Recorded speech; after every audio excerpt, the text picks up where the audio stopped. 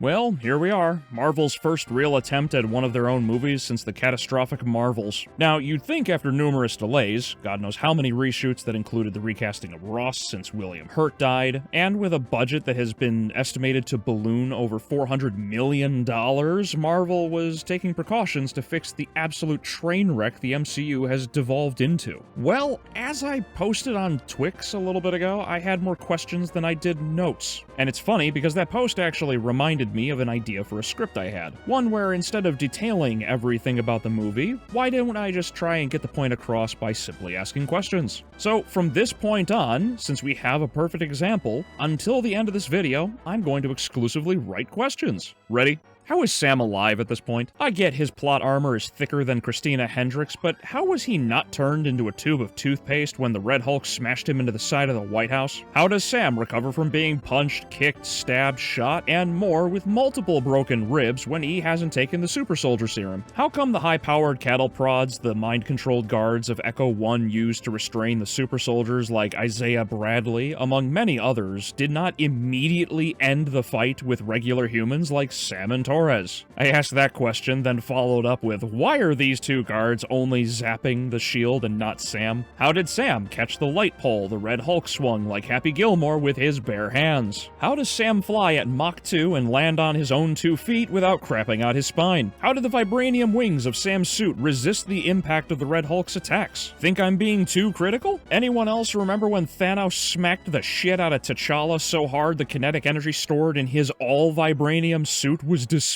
How did Torres, who is also a regular person without any vibranium whatsoever in his suit, survive a missile explosion at almost point blank? Hell, how did he survive crashing into the ocean from 1,000 feet in the air? If Stearns is so super uber duper intelligent, why is he so retarded? If Ross has been going to Stearns to keep himself alive, then why didn't Stearns just manipulate Ross during the presidential campaign? For that matter, why didn't Stearns manipulate the people around Ross to make him appear incompetent by revealing classified information? Why not reveal the Sokovia Accords led to more suffering of people around the world because they prevented the Avengers from doing their job? If Stearns figured out how to mind control people using flashing lights and music, why didn't he use more people within Ross's cabinet to sabotage the treaty? Sounds ridiculous, doesn't it? Well, if Stearns is able to create a convincing enough report to trick the Japanese government into believing the Americans were the ones who stole the adamantium in the first place, then why not manipulate any other form of media to divide the nation? Screw it, why not orchestrate people within foreign nations to raise international tensions and turn other nations not just against America, but each other? Oh, wait,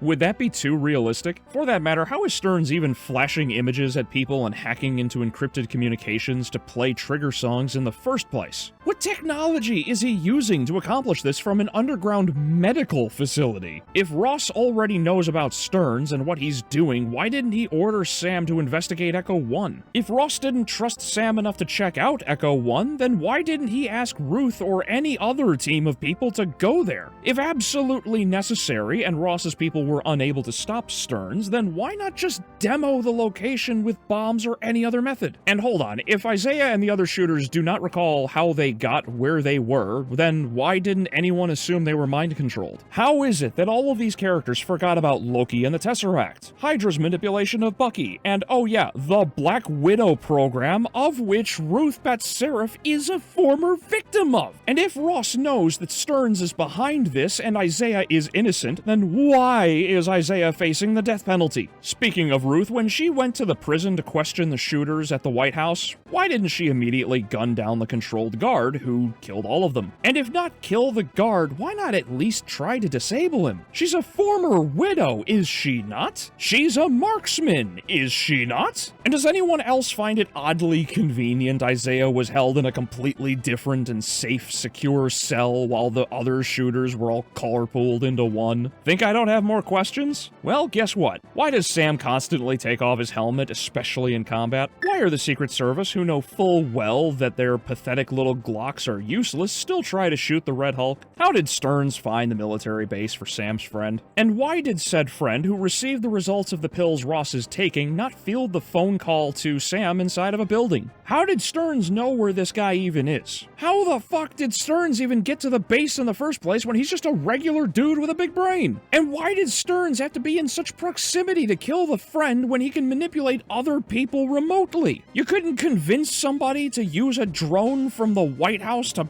blow up your own training center? And what the hell made Sam think that he could calm down the Red Hulk after fighting him? How did Sidewinder find Sam just driving on the road? And if Sidewinder learned of this location through Stearns' manipulation, then again I ask, why not just have some dude from the White House just fly a drone into Sam and end the movie for the millionth time? How did Marvel think this was a good idea? How come after now 2 abject failures that were the near entirety of phases 4 and 5 that Marvel thinks it can keep getting away with such terrible movies? How did Kevin Feige think that Sam brushing off damage like water off a duck's back would build tension? Why did the writers think so many unanswered questions would make for a filmable script? Why does Marvel continue to hire writers who have no understanding of the source material, let alone care for consistency or continuity? How does anybody think that this movie is genuinely good? How much longer can the MCU keep going? If the Fantastic Four and Thunderbolts both fail as well, then what justification will Disney and Marvel have to continue this failed multiverse saga? How much dirt does Disney have on all of these actors and actresses to keep bringing people onto this sinking ship? God, whatever, I'm tired of this crap. Aren't you? Anyway, thanks for watching. Will I see you in the next video?